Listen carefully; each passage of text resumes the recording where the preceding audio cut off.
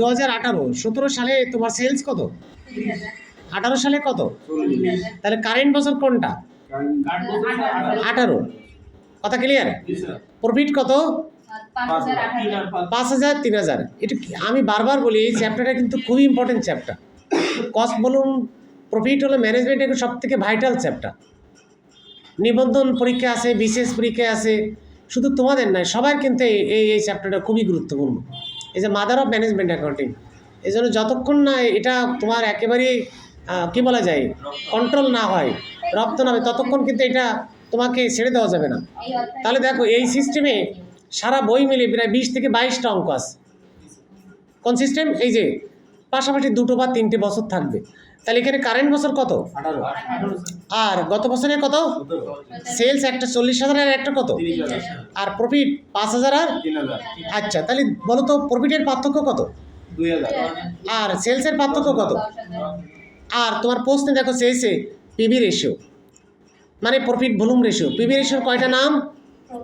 তিনটে নাম। কি কি? পিভি রেশিও, সেম রেশিও আর কন্ট্রিবিউশন মার্জিন আর ব্রেক ইভেন পয়েন্ট বিপি টাকা চেয়েছে। তাহলে এই সূত্রটা আমরা জানি, fixed cost by PV ratio.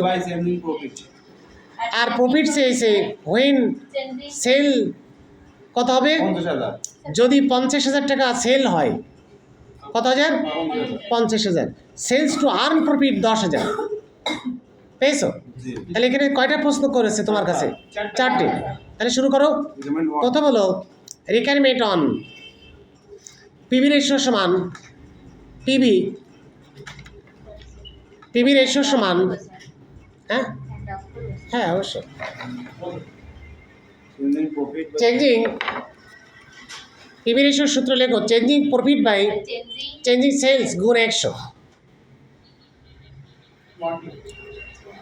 Changing sales by changing profit গুণ 100। কথা ক্লিয়ার? কেবরিয়া এত লোড নেওয়া যাবে না, একেবারে সিম্পলি 20 থেকে 25টা অঙ্ক তুমি পাবা এই অঙ্কটার মডেল হিসেবে।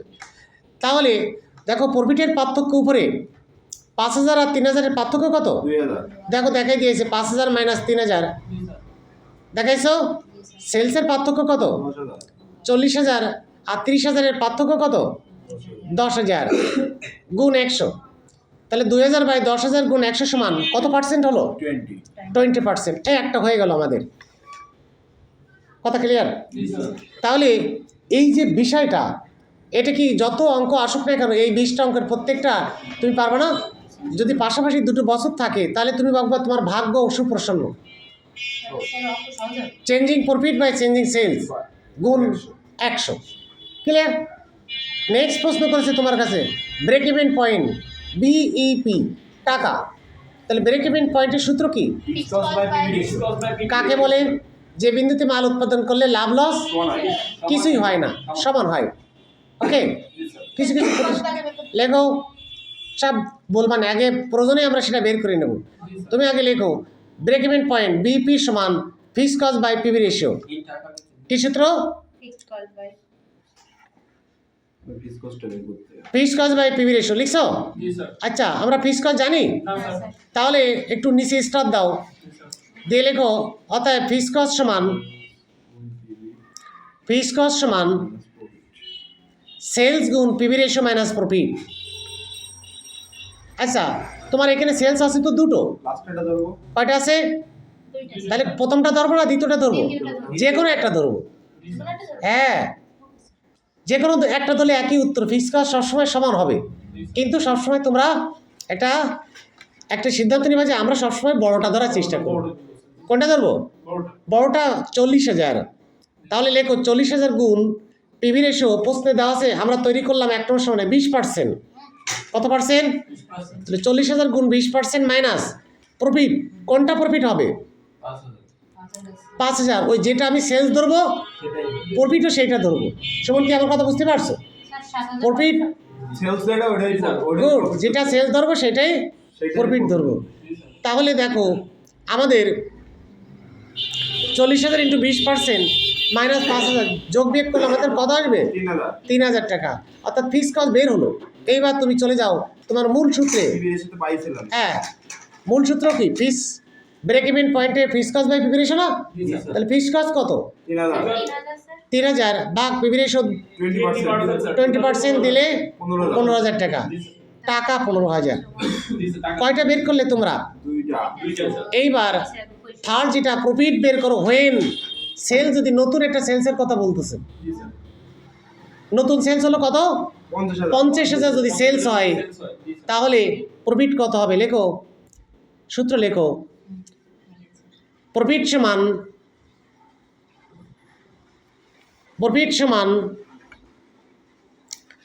সেলস গুণ PV ratio minus fixed cost. Sales গুণ PV ratio minus fixed cost. তাহলে সেলস কিন্তু তুমি পুরাতন ওই দুটো ধরলে হবে না, কারণ নতুন একটা সেলস তোমাকে বলে দিয়েছে। সেটা কত? 50,000 গুণ 20%। কত পার্সেন্ট? আর ফিক্সড কস্ট তো তুমি তৈরি করলে, আবিষ্কার করেছো 3,000। তাহলে তোমার 50,000 এ 20% করলে 10,000 হয়। 10,000 থেকে 3,000 বাদ দিলে কত হবে? Total 7,000 sir. তাহলে কত হলো? তাহলে কি পেলে তুমি? প্রফিট পেলাম। তাহলে প্রফিট পেলে 7,000 টাকা। 50,000 টাকা। সেটা কি চেয়েছে? সেলস বের করব। হ্যাঁ, বলছে সেলস টু আর্ন, সেলস বের করো, মানে টার্গেট সেল বের করো, আর্ন। কয়টা যদি প্রফিট 10,000 টাকা লাভ হবে 10,000 টাকা লাভ করতে চাই, আমার প্রফিটটা কত হবে? আচ্ছা, আমরা ব্যবসা বাণিজ্য করি না, জি স্যার। লাভের আশায় প্রফিট করি। তাহলে যদি আমার টার্গেট লাভটা আগে জানা থাকে তাহলে ভালো হয় কিনা? তাহলে আমার সূত্র লিখতে হবে, টার্গেট সেলস সমান, সূত্র লেখো, কি সূত্র? টার্গেট সেলস সমান fixed cost plus target profit by PV by PV ratio. Target বলতে পারো বা রিকোয়ার্ড সেলস বা প্রয়োজন তোমার কি সেইটা। টার্গেট সেলস সমান fixed cost plus target profit by PV ratio. তাহলে ফিক্সড কস্ট কত আমার? 3000 3,000 আর আছে 10,000 প্লাস 10,000 টার্গেট প্রফিট প্রশ্নে দেওয়া আছে কত? বাই পিভি রেশিও বা প্রফিট ভলিউম রেশিও বা এমএস রেশিও 20%। জি স্যার। তাহলে তোমার ক্যালকুলেশন করলে 65,000 টাকা। জি স্যার। এই যে অঙ্কটা করলে, বলো এই করতে পারবা? বলো কয়টা?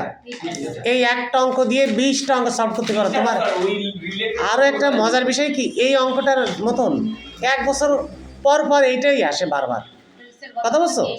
এত গুরুত্বপূর্ণ। দেখবা সালে তুমি 10-15টা সাল গবেষণা করবা, দেখবা কতবার এইটা আসছে। কথা বলছো?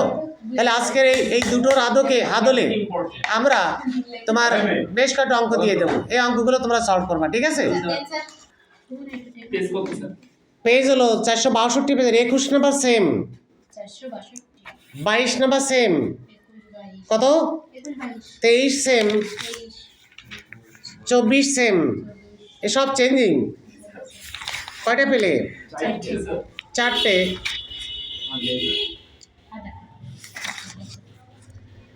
আরেকটা লেখো 32, 31, মোট কয়টা গেল বলো? 6টা স্যার।